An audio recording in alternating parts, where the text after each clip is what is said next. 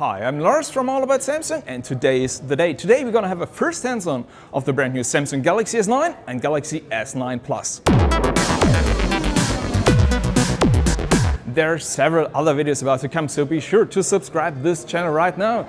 And now for the hands-on. Well, in 2017 the Samsung Galaxy S8 was packed with a lot of new features and of course its new design with the new edged infinity display.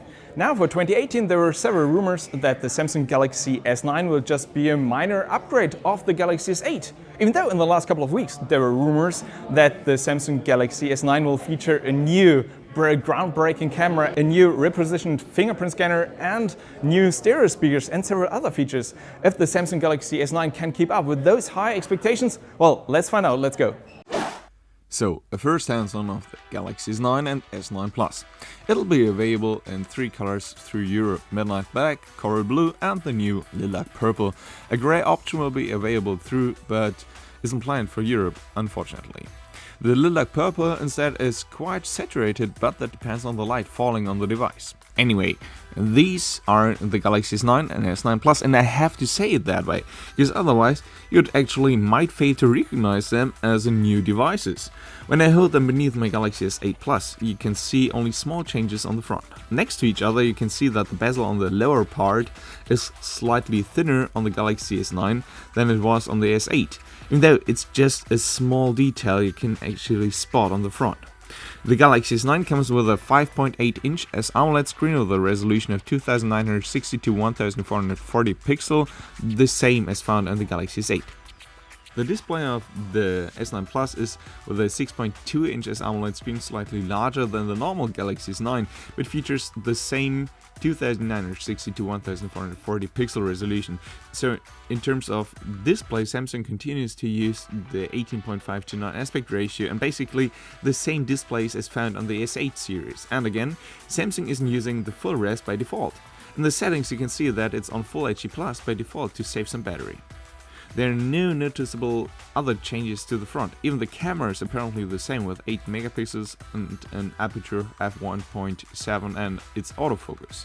That's it about the front. It's nice to see that Samsung sticks to not using its logo on the front, and it's nice to see that Samsung places all the sensors and the front cam in the frame above the display, and not using a notch, which I personally don't like on my iPhone X, especially while watching videos.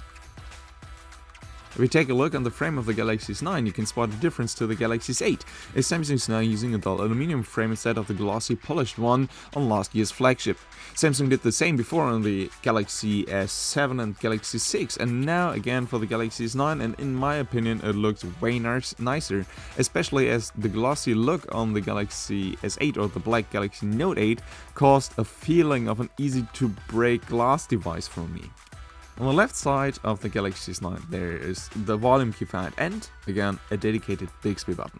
They did the same on the Galaxy S8 and Note 8 and earned a lot of negative feedback for that, but they continue to use a dedicated button for Bixby even when you don't actually need it to use Bixby, and sometimes if you try to take a picture by using the volume key as a shutter button, you tap instead of on Bixby and might actually close the camera, so I really don't like the Bixby button. On the right side there is the power button placed as always, and on the bottom of the device you can see a familiar design with just small changes. While Samsung was using multiple holes for the speaker on the S8, now they're using one big speaker hole on the S9, even though the device of course comes with its IP68 certification as the S7 and S8 before. What's more interesting is that according to Samsung, the speaker is now an AKG speaker with Dolby stereo sound, and that they're now using the earpiece as a speaker too. Apple and other manufacturers are doing the same for years now. Samsung is using the stereo speaker, but also they added some pretty awesome Dolby sound. If you turn the device to the back, you see something different on the first look. There was one specific thing about the S8 for which Samsung earned a lot of negative feedback. If you compare the back of the S8 Plus to the back of the S9, you'll notice that the position of the fingerprint scanner on the S8 was far away from being well positioned. The same was the case for the Galaxy Note 8, even when it wasn't as bad anymore due to the LED flash between the camera and the fingerprint scanner, even though for both of last year's flagships the chance was quite high that you will tap on the camera instead of the fingerprint scanner and cause blurry images due to fingerprints. For the Samsung Galaxy S9, Samsung finally moved the fingerprint scanner in the same position as found on almost any other manufacturers around, below the camera, so it's way more convenient to reach. For the rest of the backside you will notice the same curved glass is found on the Infinity display on the front, here in the new color lilac purple, and the frame placed right symmetrical between the front and the back glass, which I do like. Another thing to spot on the back of the Galaxy S9 is that Samsung separates the Galaxy S9 Plus more from its smaller sibling by adding a second camera lens. The normal Galaxy S9 features a 12 megapixel dual pixel camera with an aperture of f1.5 or f2.4. Gonna talk about that in a minute. On the Galaxy S9 Plus, there's the very same camera, 12 megapixel and an adjustable aperture, but this time in combination with another 12 megapixel camera with double the focal length. This combination was found in the Note 8 before and allows fancy blurry aperture effects and a 2x optical zoom. So all in all, the design of the Galaxy S8 is more an evolution rather than a revolution of the design of the Galaxy S8. The S9 now comes with the very same Infinity display, but now with some smaller bezels, a fingerprint scanner in a now usable position, a new color and some other smaller changes. Now to the hardware of the Galaxy S9. Under the hood, Samsung is using some very high-end internals, just as expected. If you head to an app like ZPOZ, you will notice that on the European version, Samsung is using an Exynos SoC. This is the new Exynos 9810 Octa with a high-performance quad-core clocked at 2.7 GHz and a more efficient quad-core clocked at 1.7 GHz. Of course, Samsung is using a powerful GPU, and the S9 is equipped with LTE categories 18 on that flagship SoC. But what's more interesting is that Samsung now makes a difference between the Galaxy S9 and the S9 Plus in terms of internals as well, as the S9 features 4GB of memory while the Galaxy S9 Plus comes with 6GB instead. Both devices offer 64GB of internal storage, and you can expand that officially by up to 400GB with a microSD card.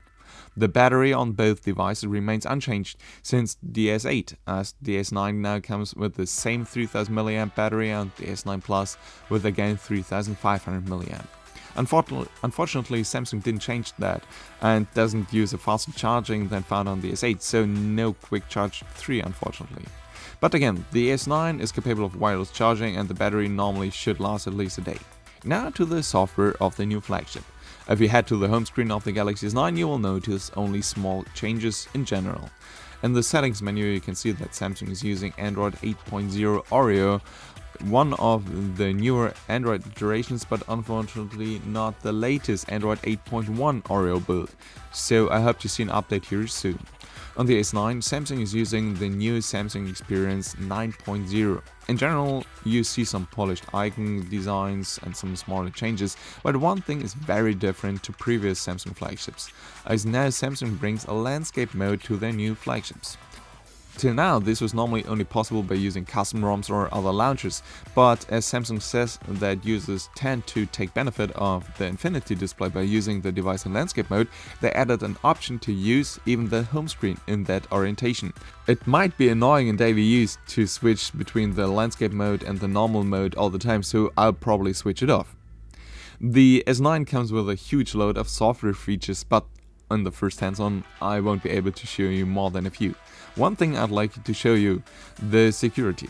Samsung is now offering an intelligent scan. That's nothing more than a combination of the iris scan and the face detection found on the S8 or on the Note 8, something that wasn't possible to use on the S8 at the same time. Another thing is the fingerprint scan, and I'd like to show you that because it was utterly bad on the Galaxy S8. On the S9, you have to set a pin or a pattern first, and then you can just scan your fingerprint. Same on the S8, but this time without the need to bring your finger in a not convenient position to search the scanner with your finger. as now the scanner is finally in the same easy-to-use position as found on other smartphones from other manufacturers. Once the fingerprint is saved, you can just unlock the phone by tapping on the scanner. Finally, a usable security feature. Finally, a usable security feature, even though it's not a feature, it's just normal, and Samsung just did it so bad on the S8. Another new feature found on the S9 is the so-called AR emoji. By using the front camera to scan your face, you can build your own emoji. A feature that reminds me to Apple's Emoji, even though it looked different on the S9. If you head to the front camera and switch on your AR emoji, you can take a selfie of you, which then the S9 uses to personalize an emoji.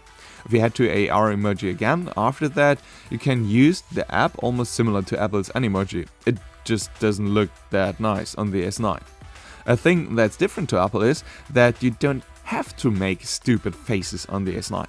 Once your individual AR emoji is created based on your selfie you took before, you can head to the gallery to find 18 different AR emojis already being pre-created on the base of your individual emoji. Easy to use and convenient without the need to make stupid faces in front of your camera, even though some people might find it funny to do so. Another good thing, these AR emojis are saved as GIFs, so you can use them cross-platform, and whoever tried to send an Emoji by Apple to an Android device knows what I'm talking about. It's been a matter of rumors for a long time that Samsung will bring a super slow motion on the Galaxy S9.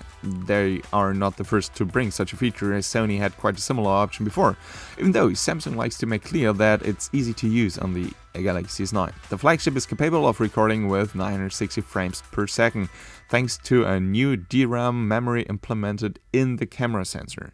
By using this, the S9 can record for 0.2 seconds with 960 frames in HD resolution, or with 480 frames per second in full HD resolution. What makes this mode easy to use is an automatic detection for the exact right moment to record those 0.2 seconds. By choosing a special area on the cam and tapping on the record button, the S9 will notice any movement in this area and make the perfect timed slow motion video out of it, like shown here with popping a water balloon. If you head to the gallery to see the video, Samsung adds a nice sound automatically to the video and shows a nice slow-mo video, and by the way, you can set it directly as your wallpaper. Here you can see maybe the biggest feature on the Galaxy S9, an mechanically adjustable aperture stop on the camera. You can find this feature on almost any camera out there, but it's completely new for a smartphone cam. The aperture stop on the Galaxy S9 can be adjusted to an f1.5 or f2.4 aperture to control the amount of light reaching the image sensor. In combination with the ISO and the shutter speed, now you have on the Galaxy S9 the normal 3 parameters to control the light falling on the image sensor. The very large aperture f1.5 is useful, especially in low light conditions, and allows 28% more light to reach the sensor, while the f2.4 aperture might bring you more detail and less background blur in bright conditions. Another new feature on the camera is that Samsung embedded, as I said, some DRAM memory right into the sensor. That allows the Galaxy S9 to take 12 pictures at almost the same time, then stacking 3 to 1 picture, and of the then remaining 4 pictures, to choose the best three pictures to stack again these 3 into 1 picture. Sounds weird, the normal user won't notice the whole progress, of course, but according to Samsung, they managed to reduce the noise by 30% with that multi-frame noise reduction. Here I got a pretty dark box in which I can adjust the light down to 1 lux. As a reference, I'm using my iPhone X to take the very same picture. In the box there are some flowers. On the iPhone X you can see what's in the box, but it's quite dark. Samsung tends to brighten the picture quite strong on other devices as well. Not even natural in some situations, but you can see easily that the S9 delivers a brighter picture.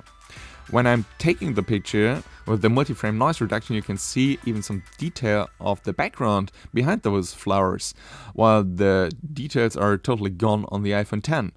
And still, Samsung managed the noise to a very good level.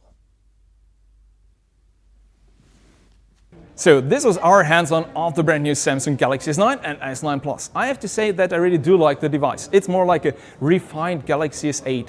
You know, Samsung now is using a fingerprint scanner in a position you can actually use. And the camera is very interesting. I would like to see that in action. So for now, I hope you liked the video. If you have any questions, just let me know below in the comments. For the moment, thanks for watching. See you next time. Bye.